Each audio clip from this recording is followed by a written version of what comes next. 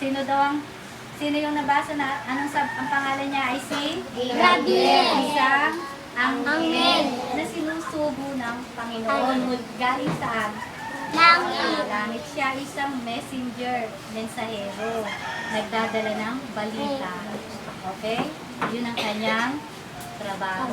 Ha? Tagapagdala siya ng mensahe ng Panginoon mula sa mga tao. Ang pangalan niya ay si Gabriel. Gabriel. Pangalawang regalo ng Diyos.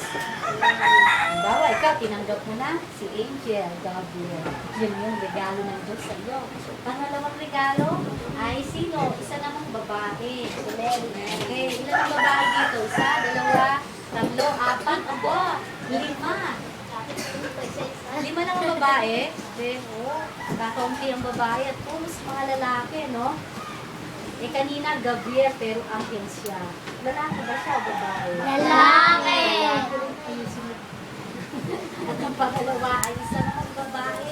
Ang pangalan niya, may kapangalan kaya siya dito. Mary. Si Mary. Okay, kilala niyo na kung sino si Mary, ano? At sabi sa Luke 1:26 hanggang 38.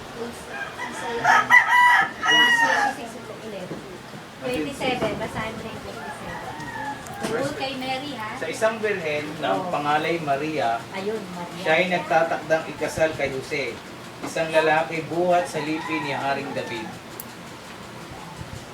Paglapit ng anghel,